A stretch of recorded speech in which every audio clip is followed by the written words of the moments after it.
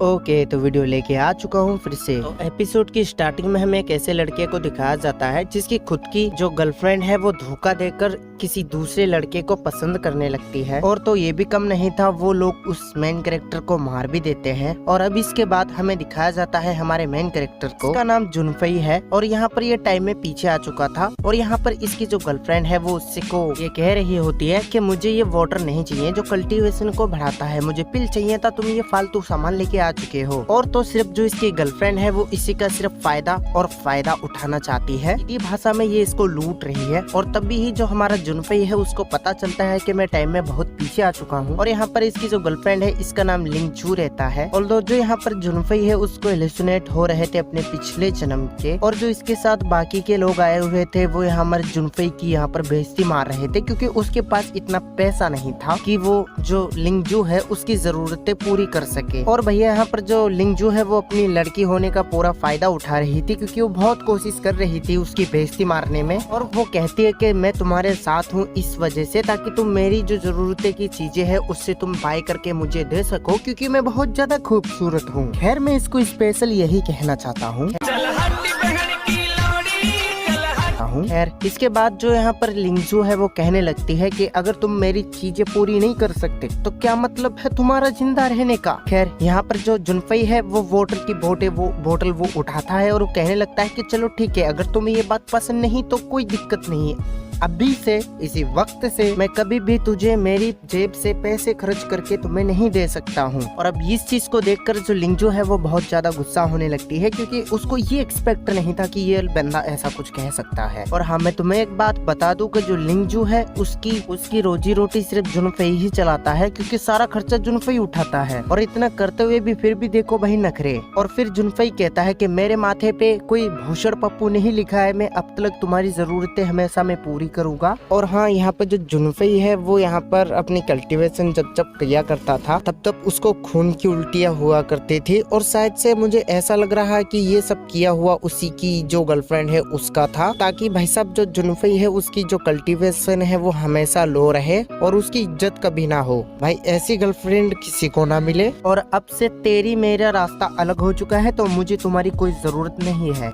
और फिर चीन शिफ्ट होकर हमें जुनफई को दिखाया जाता है जो कि कह रहा था कि अब मेरे पास कोई भी स्पिरिचुअल स्टोन नहीं बचे हुए हैं, मैंने सारे के सारे लिंगजू के ऊपर खर्च कर दिए हैं और मुझे नहीं पता कि अब मैं यहाँ पर मैं क्या करने वाला हूँ, और इस वजह से मैंने उसको छोड़ दिया। और वो कहता है कि अब मेरी जिंदगी में अलग तरीके से जीना स्टार्ट करूंगा कि तभी ही। और अब जुनफई अपनी जिंदगी को कोस रहा था, क्योंकि यहाँ पर बारिश भी होने लगी थी और वो पूरा भीग चुका था कि तभी ही वहाँ पर कोई छाता लेकर आ जाता है। और अब यहाँ पर जो जुनफई है वो उसको कहता है कि तुम कौन हो, जिसके ऊपर वो लोग उसको ग्रीट करते हैं और कहते हैं यंग मास्टर। और अब वो कहता है कि आपकी सेंगवान फैमिली फाइनेंशियली और ताकतवर में टॉप 1 पर आती है और वो बहुत बड़ी है, और उनके जो एल्डर है वो आपको बुला रहे हैं। इसके ऊपर जो हमारा जुनफई है वो मना कर देता है कि उस बुढ़े को कह दो कि मैं नहीं आने वाला। और मुझे नहीं पता कि ये भागा हुआ है किस वजह से, ये यहाँ से अपनी फैमिली से दूर है, वो शायद हमें कहानी में आगे पता चले। और ये जो कमांडर है यानी कि लिंगवी, वो कहता है कि तुम ये टोकन ले लो, हमारी सेंगवान फैमिली का ये एक पर्सन का टोकन है और ये हमारे सबसे फेवरेट है और ये तुम्हारे टाइम पास के लिए रहेंगे हमारे साथ। और मुझे नहीं पता ये लड़का ये लड़की है, ये यहाँ पर नहीं मेंशन किया गया, बस यहाँ पर नाम मेंशन किया है जो कि यांगलोंग है। वो कमांडर उसको काफी सारे पैसे भी देके जाता है। और इसके बाद जैसे कि हमें पता है कि वो अपनी जो गर्लफ्रेंड है उसको नाता रिश्ता सारा तोड़ देता है और वो इनके ब्रेकअप कर लेता है सीधे नंबरों में। और सीन शिफ्ट होकर स्क्रिप्चर पवेलियन में दिखाया जाता है, जहाँ पर कि हमारा जुनफई एक स्क्रॉल निकाल रहा था, अपना सामान लेकर यहाँ से जैसे जा ही रहा था कि तभी ही यहाँ पर एक